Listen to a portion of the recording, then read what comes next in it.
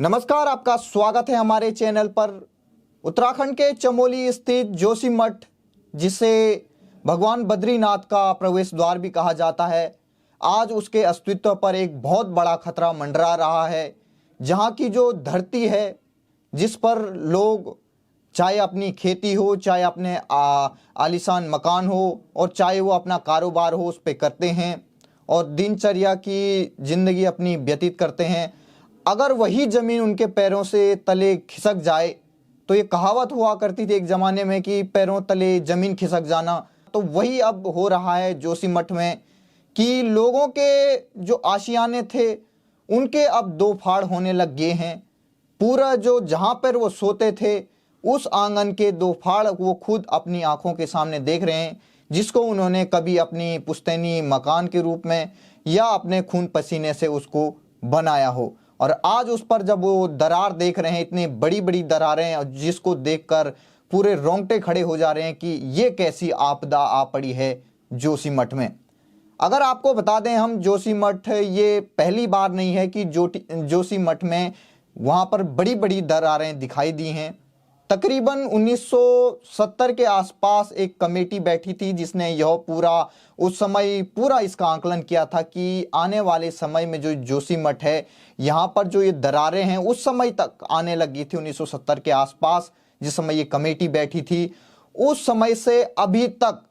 ये दरारों का सिलसिला चलता रहा। लेकिन कुछ एक महीने के भीतर, लगभग नवंबर, दिसंबर और अब जनवरी का महीना है, इन 3 महीनों में जो ये दरारों का सिलसिला है ये काफ़ी तेजी से बढ़ा है। अब इसके पीछे जो भूगोल शास्त्र के हमारे जो साइंटिस्ट हैं, चाहे वो आईआईटी रुड़की हो, चाहे वो अलग अलग जो संस्थान हैं जो जियोलॉजी पर हमारे जो पर्वतीय भाग हैं उनकी जो संरचना है उसका अध्ययन करते हैं, वो लगातार लोग इस पर बने हुए हैं। और जो सामाजिक एक्टिविस्ट हैं वो इस पर बने हुए हैं कि ये कौन सी समस्या है और आखिर इसकी जड़ क्या है, समस्या कहाँ से शुरू हुई है, और इसका पता अब लगाया जा रहा है। वहीं दूसरी तरफ जो जोशीमठ के लोग हैं, उनका अब जीने का जो साधन था, जो जहाँ पर वो अपना व्यवसाय करते थे, जहाँ पर अपना कारोबार करते थे, जहाँ पर वो रैन बसेरे के उसके रूप में अपनी जीवन यापन कर रहे थे, जिस परिवेश में वो जी रहे थे, अब वो परिवेश उनके नीचे से, उनके पैरों तले वो अब खिसकता जा रहा है। और आए दिन, हर दिन के साथ साथ उनका जो आशियाना है उसमें जो दरार है, उस दरार की लगभग जो लंबाई है वो बढ़ती जा रही है और उस दरार की जो गहराई है वो बढ़ती जा रही है। इससे पूरे देश में हलचल मची हुई है कि आखिरकार उत्तराखंड को किसकी नजर लग गई है। इसी का विश्लेषण हम करेंगे अपनी इस रिपोर्ट में कि आखिरकार जोशीमठ में एकदम से अचानक यह क्या हुआ है और आखिर इसके पीछे की वजह क्या है। सबसे पहले अगर आपको बता दें कि जोशीमठ जिस भूभाग पर स्थित है वो एक साधारण भूभाग नहीं है। वो जो पर्वत है, जिस चोटी पर, जिस टाउन पर जो जोशीमठ बना हुआ है, ये देखिए, अगर आप जोशीमठ को देखेंगे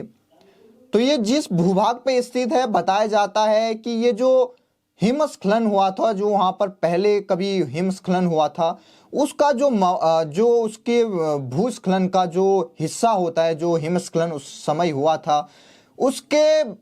जो चट्टानें उस समय टूटी हुई थी, उन चट्टानों से, उस मिट्टी से ये पूरा जो पहाड़ है वो बना हुआ है। और इस वजह से जो ये मिट्टी है ये काफ़ी कमज़ोर बताई जाती है, क्योंकि ये हिमस्खलन के पहले से जो टूटा हुआ हिस्सा था उसके बुनियाद पर यह बना हुआ है। तो इसकी जो मिट्टी है वो काफ़ी, इसकी जो संरचना है वो काफ़ी ढीली ढाली बताई जाती है, क्योंकि भूस्खलन पहले हो चुका है और उसकी बुनियाद पर ये जो पूरा आपको पहाड़ दिख रहा होगा ये उस पर बना हुआ है।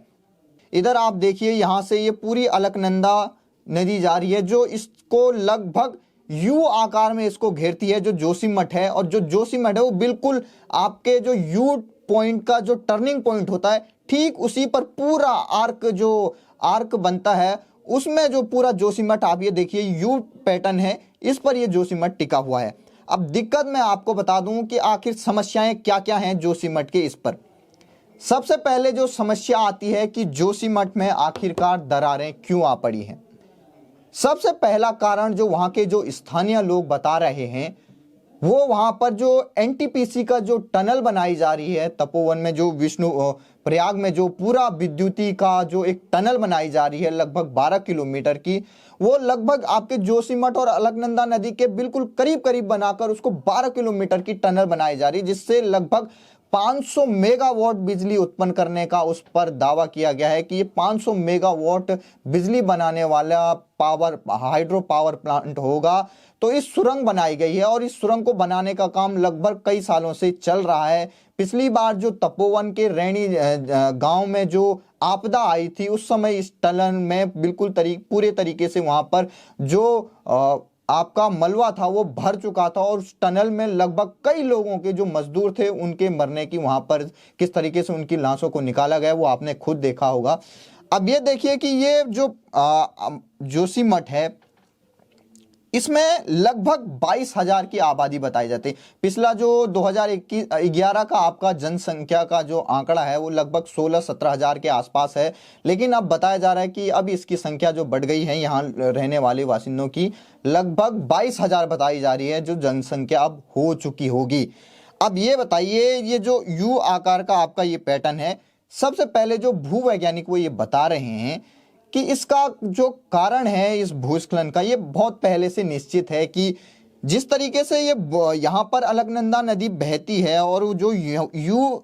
शेप का यहाँ पर आकार बनाती है, उससे क्या होता है कि जो ये आसपास की जो जमीन है, जो आपकी पहले से जो हिमस्खलन है उसके जो चट्टान हैं उनके टूटे फूटे जो उसकी चट्टानें हैं, उसके जो मिट्टी है उस पर बनी हुई है। तो जो ये अलकनंदा नदी है ये धीरे धीरे धीरे उसकी नीचे की जो जड़ है, जो पहाड़ का जो जोशीमठ के पहाड़ का जो नीचे का हिस्सा है उसको काटती जा रही है। एक तरीके से तो भूवैज्ञानिक ये कह रहे हैं ये निरंतर प्रक्रिया है, तो इसको इतनी जल्दी ये नहीं होना चाहिए कि जो जोशीमठ के जो लोग हैं वहां की जो घरों में जो दरारें अचानक बढ़ रही हैं,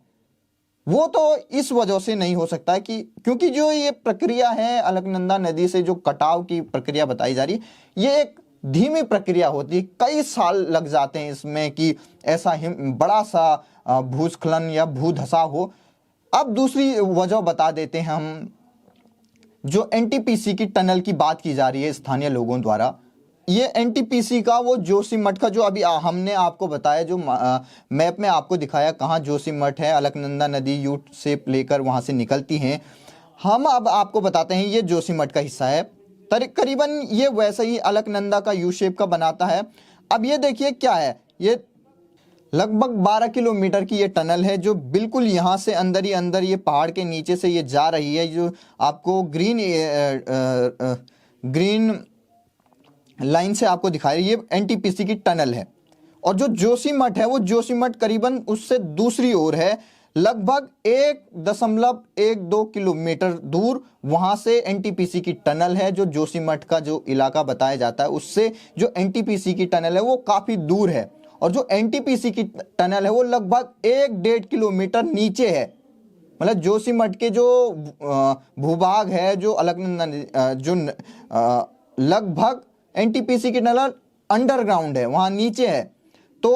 अगर आपको बता दें, जो जोशीमठ का जो हिस्सा है उसकी सबसे नजदीकी दूरी इस टनल से लगभग 0.83 किलोमीटर है, मतलब लगभग 1 किलोमीटर का पूरा फासला बनाए हुए रखती है एनटीपीसी की टनल। अब इस टनल की बात हम करें तो जो टनल बनाई जाती है ये अत्याधुनिक जो आधुनिक मशीनें होती हैं, जो चट्टानों को काटने वाली मशीनें होती हैं, बोरिंग करने वाली मशीनें होती, उससे इसको बनाया जा रहा है। तो इसमें जो लोग कह रहे हैं कि जो इस टनल को बनाया जा रहा है उससे ये धसाव हो रहा है, उस पर ये पूर्ण विराम लगाता है, क्योंकि जो आधुनिक यहाँ पर मशीन से उपयोग किया जा रहा है उससे क्या होता है कि जहां पर आपको बता दें, जहां पर एनटीपीसी की ये टनल बन रही है वहां पर अगर आप चट्टान की बात करें तो वो काफी ठोस चट्टान है। वो ऐसी चट्टान नहीं है कि वो किसी तरीके से वो टूट जाए या वो धस जाए, वो बिल्कुल ठोस चट्टान है और उसको काटने के लिए बिल्कुल अत्याधुनिक मशीन लग रही है। और अगर इतना भी अगर उस एनटीपीसी की जो मशीनें हैं जिसे टनल बनाई जा रही है उससे कटिंग चट्टान की जो कटिंग कर रही है उससे भी नहीं करती, तो उसके बाद छोटे मोटे वहां पर विस्फोट किए जा रहे हैं, जो एनटीपीसी ने खुद अपने बयान में कहा है। तो इतनी मजबूत वो चट्टानें हैं। तो जो वहाँ के लोग आरोप लगा रहे हैं कि एनटीपीसी की टनल के द्वारा की वजह से हमारे यहाँ धंसाव हो रहा है। लगातार जो मशीन होती है वो उसका क्या होता है कि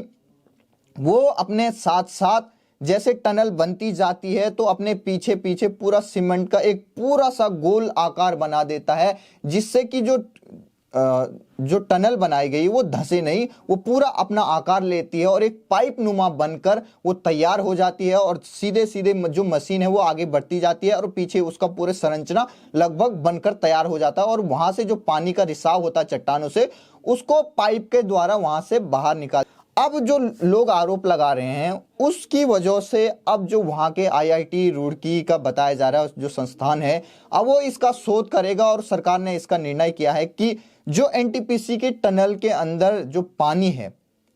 वो और जो बताया जा रहा है जोशीमठ में जो पानी निकला है, जो बताया जा रहा है सड़क के किनारे जो पानी निकलने की जो घटना थी, उसमें बताया जा रहा है दोनों का मिलान किया जाएगा, दोनों के सैंपल का मिलान किया जाएगा और अगर दोनों पानी में समानता पाई जाती है तो इसके बाद इस टनल के लगभग समाप्ति की वहां पर पूरी कार्रवाई हो जाएगी। क्योंकि अगर लोगों को यह पता लग गया कि इसी टनल की वजह से यहां धंसाव हो रहा है और यहां पानी का रिसाव हो रहा है, तो फिर इस टनल के भविष्य पर एक तरीके से ताला लटक जाएगा और यह जो परियोजना है वो पूरी तरीके से बंद हो जाएगी। लेकिन अगर नमूने पूरी तरीके से स्पष्ट नहीं हो पाते हैं तो यह टनल जो कार्य है उसको रेगुलर कर दिया जाएगा, उसको कोई भी इसको रोका नहीं जाएगा, क्योंकि ये बहुत ही बड़ी महत्वाकांक्षी परियोजना है। 500 से ज्यादा मेगावाट बिजली यहाँ पर उत्पन्न करने की क्षमता का ये पूरा सुरंग बनाया जा रहा है। एनटीपीसी ने अपने रिपोर्ट में कहा है कि प्रोजेक्ट जितना आसान दिख रहा है उतना आसान भी नहीं है। एनटीपीसी टनल वैज्ञानिक रूप से इन सीटू रॉक को काट कर बनाई जा रही है और इन सीटू रॉक उन चट्टानों को कहते हैं जो सदियों से यहाँ पर होती हैं और भूस्खलन के मलबे यानी पत्थर और चट्टानों के मिट्टी के पहाड़ जैसा नहीं है। मतलब जो जोशीमठ की जो संरचना है, जो भूस्खलन के मलबे से जो चट्टानें आई हैं, जो मिट्टी है, जो पत्थर है, उस पर जो ये टनल है जहां बनाई जा रही है वहां ऐसी कोई भी समानता नहीं है, क्योंकि वहां जो चट्टानें हैं वो बिल्कुल इन सीटू रॉक मतलब काफी ठोस चट्टानें हैं जिसको काट काट सुरंग बनाई जा रही है। तो जो जोशीमठ की जो संरचना है और जो टनल की जहां बनाई जा रही है उसकी जो संरचना है बिल्कुल भी मेल नहीं खाती है। और जो मिश्रा कमेटी 1976 में बनी थी उसने अपनी रिपोर्ट में कह चुकी है कि जोशीमठ इन सीटू रॉक पर नहीं बल्कि भूस्खलन के मलबे पर बनी हुई है। तो एक तरीके से जो एनटीपीसी है उसका ये कहना है कि जिस तरीके से बताया जा रहा है कि जो जोशीमठ की जो संरचना है, जो वहां की मिट्टी है और जो हम टनल बना रहे हैं उन दोनों में कोई भी समानता नहीं है। तो इस वजह से हमें ये नहीं कहना चाहिए कि इस टनल की वजह से यहाँ पर भूस्खलन हो रहा है। अब दूसरी तरफ ये वही फोटो है जहां पर पानी आ रहा था, लगातार पानी का रिसाव हो रहा था। तो इस तरीके से पानी का रिसाव हो रहा है, इसी के सैंपल को मिलाया जाएगा जो वहां पर एनटीपीसी की टनल से रिसाव हो रहा पानी, उन दोनों का मिलान किया जाएगा और अगर दोनों में समानता पाई जाती है तो एनटीपीसी के टनल जो कार्य है उसको बंद कर दिया जाएगा। अगर आप यहाँ पे देखें तो जो जोशीमठ है, ये जोशीमठ का मैप है और ये आपकी अलकनंदा नदी जा रही है। अगर आप इसमें देखेंगे तो जो तीसरी महत्वपूर्ण जो चीज़ है इस पर कि जो ड्रेनेज सिस्टम की बात की जा रही है पूरे जोशीमठ में कि वो उसकी कमी की वजह से यहाँ पर जो भूस्खलन है उसके साथ साथ पानी का रिसाव हो रहा है, जिसकी वजह से जो जमीन है वो लगातार तेजी से धंस रही है। तो उसी पर अगर हम बात कर दें तो जो ये आपका ये पूरे ये दिख रहे होंगे, ये ब्लू आपको ये लाइनें दिख रही होंगी, ये वो नाले हैं जो जोशीमठ औली से निकलते हैं और ये अलकनंदा नदी में गिर जाते हैं। अब क्या होता मैं आपको बता दूं, जैसे कि ये बताया गया था, ये भूस्खलन की चट्टानों से बने मलबे पर ये जोशीमठ का जो पहाड़ है वो स्थित है। दरअसल होता क्या है कि जो विकास के कार्य वहां पर हो रहे हैं, जो लोग अपने निर्माण का कार्य कर रहे हैं, चाहे वो घरों का हो, होटलों का हो, उससे क्या होता है कि जो ये पूरा जो सिस्टम होता है, जो ये गदेरे होते हैं, नाले होते हैं, जो इनका प्राकृतिक निकलने का रास्ता होता है वो बाधित हो जाता है और उसके बाद जो पानी है वो धरती के अंदर समाना शुरू हो जाता है। और जब वह पानी धरती के अंदर समाना शुरू हो जाता है तो उसके बाद जो पानी है वो लगातार जो मिट्टी है उसको दबाते रहती है, उसको धंसाते रहती है। तो उसकी वजह से ये बताया जा रहा है कि जो पहले से जो भूस्खलन की मलबे पर ये बना हुआ था, उसका पहले से जो मिट्टी थी वो काफी कमजोर थी, उसमें अगर पानी मिल जाता है तो वो जो चट्टानें हैं वो कमजोर होती जा रही हैं और वो जो भूमि है वो धंसती जा रही है, जिसके फलस्वरूप ये दिखने को मिल रहा है कि लगभग 600 से ज्यादा जो मकान है उसमें दरारें पूरी तरीके से स्पष्ट रूप से दिखाई दे रही हैं। और लोगों ने अपने आशियाने वहां पर, सरकारों ने क्रॉस लगा के, जो खतरनाक बिल्डिंगें हो सकती हैं जो रहने लायक नहीं है, उस पर क्रॉस का रेड निशान में क्रॉस लगा दिया है, और ताकि जो वासिंदे वहां लोग हैं वो उन घरों में फिर से रहने न जाएं। क्योंकि क्या होता है कि कोई भी इंसान हो जिसने अपनी मेहनत से, वो कमाई से घर बनाए हैं, वो अपने घर को इतनी जल्दी खुद से नहीं छोड़ना चाहता है, क्योंकि उसके पास अल्टरनेटिव जो विकल्प है वो सरकार की तरफ से इतना अच्छा उपलब्ध नहीं करा जा रहा है। उनको कहीं विद्यालय में शिफ्ट करा दिया जा रहा है, वहां पर एक रूम उनके एक परिवार को, इतने बड़े परिवार को दिया जा रहा है, जहां उनके 3-3, 4-4 रूम हुआ करते थे, वहां पर एक विद्यालय में एक रूम मिल रहा है। तो बच्चों की पढ़ाई से लेकर ठंड में जो बच्चे हैं उनको अलाव की व्यवस्था होनी चाहिए, उनको छत होनी चाहिए, उनके सामान को शिफ्ट कराया जा रहा है। तो काफ़ी तरीके से, एक पूरी तरीके से इस पर, एक पूरी बड़ी पैमाने पर इस पर पूरा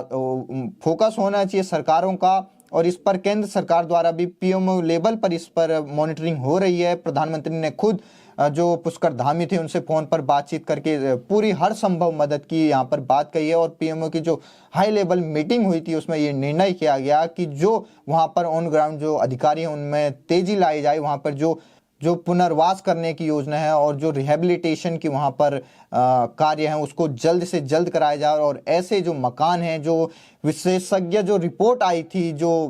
आपके एक्सपर्ट कमेटी की जो रिपोर्ट आई थी, जो 8 सदस्यीय एक्सपर्ट कमेटी थी, उसकी जो रिपोर्ट आई थी उसमें ये कहा गया था कि जो मकान है जो जर्जर हो गए, जो दरारें हैं, उनको मैं बिल्कुल लोगों को वहाँ पर रहना नहीं दी जाए, क्योंकि इससे बड़ी और दुर्घटना हो सकती है। इस वजह से उन घरों में रहने ना दिया जाए। और जो धामी जी का विजिट हुआ था अभी अभी, उसमें उन्होंने ये कहा था कि हर जो प्रभावित परिवार है जिनके घरों में दरार आ चुकी है, उनको लगभग प्रति माह 4-4 हजार रुपये 6 महीने तक उनको दिए जाएंगे, ताकि वो किसी ऐसे घर में रह सकें जहां वो रेंट उनको 4,000 लगभग इतना पे करना पड़े, तो उनको 4,000 रुपये की आर्थिक मदद के रूप में प्रति माह उनको दिया जाए, ये उन्होंने घोषणा की थी। और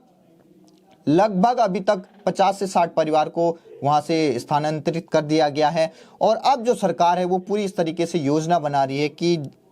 आखिर इसकी जो जड़ है उसको तय किया जाए। और जब तक ये समस्या का समाधान नहीं होता तब तक जो लोग हैं उनको 2-2 हजार 3-3 हजार ऐसे जो फैब्रिकेटेड मकान होते हैं, फैब्रिकेटेड टेंट होते हैं, उनमें उन लोगों को शिफ्ट कराया जाए। अब इसकी योजना बनाई जा रही है। तपोवन के आसपास देखा जा रहा है कि कहाँ पे इन लोगों को बसाया जा सकता है, उसकी भी योजना बन रही है। और जो अभी अभी हरीश रावत का आज वहाँ पर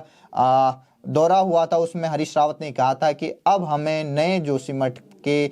लिए अब एक स्थान देखना चाहिए और वहाँ लोगों को शिफ्ट कराना चाहिए। और अब इस जो जोशीमठ है इसको बचाने का उतना जो प्रयास है उसके जगह पे हमें अब नए जोशीमठ का अब उसकी हमें बढ़ना चाहिए। और वहाँ के जो लोग हैं उनको पूरी तरीके से मदद की जानी चाहिए। और इसको एक तरीके से राष्ट्रीय आपदा के रूप में इसको घोषित करना चाहिए, क्योंकि जो संसाधन है इतने बड़े पैमाने पे 22,000 लोगों को एक जगह से दूसरी जगह पर ले जाना, उनके पूरे तरीके से जो उनका प्रवेश होता है उसको दोबारा एक ऐसी जगह पे बनाना जहाँ पर वीरान है, तो ये बड़ी एक तरीके से एक समस्या है। पहली बार ऐसी समस्या आई है कि इतने बड़े पैमाने पर शिफ्ट किया जाए। पहले टिहरी में भी हो चुका है, लेकिन वो नेचुरल नहीं था, वो एक तरीके से डैम बनाने के लिए था। तो अब जोशीमठ के लोगों को किस तरीके से शिफ्ट किया जाए ये देखना होगा। और वहीं आपको बता दें कि लगातार जो कई लोग ये आरोप लगा रहे हैं कि उत्तराखंड में बढ़ती हुई जनसंख्या के बाद जो वहाँ पर दबाव बन रहा है पहाड़ों पर, उसकी वजह से भी ये हो रहा है। और जनसंख्या एक रूप से इसमें हो सकता है, क्योंकि जो निर्माण है आप देखिए ऐसी ऐसी जगहों पर निर्माण उत्तराखंड में करा दिया जाता है जहां पर कोई सोच भी नहीं सकता। इतने बड़े बड़े पिलर ऐसी खड़ी चट्टानों पे बना दिए जाते हैं कई लोगों द्वारा, जो बड़े बड़े व्यवसायी हैं, भूमाफिया हैं, और लगातार जो नदियां हैं उनसे किस तरीके से वहां पर अवैध खनन किया जाता है, उससे जो नदी है उसका जो प्राकृतिक उसका बहाव होता है वो अवरोध हो जाता है। और बड़े बड़े जो बांध हैं, इतने बड़े हाइड्रो पावर जो प्रोजेक्ट चल रहे हैं, लगातार उनकी संख्या बढ़ती जा रही है, नदी को रोका जा रहा है। उससे क्या हो रहा है कि जो आपके जो पहाड़ हैं उनकी जो सहने की क्षमता है वो लगातार कम होती जा रही है, और उसकी वजह से ये आपको दरारें दिख रही हैं जोशीमठ में। तो इसका समाधान यही है कि लगातार जो सरकार है उसको एक ऐसी मॉनिटरिंग पॉलिसी बनानी चाहिए जो लगातार जो जर्जर होते हुए हमारे जो पहाड़ हैं उन पर मॉनिटरिंग करती रहे और लोगों को ये आगाह करती रहे कि ये करें ये ना करें। और जो इतने बड़े हाइड्रो प्रोजेक्ट बनाए जाते हैं वो ऐसी जगहों पे बनाए जाएं जहां पर जो जनसंख्या वो प्रभावित ना हो, ऐसी जगहों पे बनाए जाए, ना कि जिस तरीके से जोशीमठ के आसपास वो टनल बनाई गई है जिससे लोगों के अंदर भी आशंका है, चाहे वो उसकी वजह हो या ना हो टनल, लेकिन लोगों के मन में ये वहां पर पूरी तरीके से बैठ गया है कि इसी टनल की वजह से यो हमारे घरों में दरार आ चुकी है। हमें ये देखना होगा कि किस तरीके से अब क्या हो सकता है जोशीमठ की योजना पे। लगातार जो लोग हैं वहां पर प्रधानमंत्री से भी आवेदन कर रहे हैं कि वो एक बार यहाँ पर विजिट करने आए, क्योंकि जिस तरीके से अगर प्रधानमंत्री अगर वहां पर पहुंच जाए तो जो अधिकारी लेवल के जो स्तर के जो वहां पर अधिकारी होते हैं उनमें किस तरीके से जो पूरी तरीके से जो आपदा आई है उसको जो टैकल करने की जो सिचुएशन होती है उसमें काफ़ी बढ़ोतरी हो जाती है। वहाँ के लोग ये भी आग्रह करें कि प्रधानमंत्री खुद आकर यहाँ देखें, क्योंकि मुख्यमंत्री भी देख के गए हैं। तो अभी भी लोग ये कह रहे हैं कि सरकार पूरी तरीके से हम पर ध्यान नहीं दे रही है, इसलिए वहाँ के जो एक्टिविस्ट हैं वो लगातार अपनी मांगें उठाते रहे हैं कि इसको एक तरीके से पूरी राष्ट्रीय तौर पर इसको समस्या को सॉल्व किया जाए। तो जोशीमठ को लगातार जो उत्तराखंड ही नहीं पूरे दुनिया भर के लोगों का सपोर्ट मिल रहा है। सभी प्रे कर रहे हैं कि जो जोशीमठ है, जो ये आपदा आ रही है, उसको किस तरीके से रोका जाए।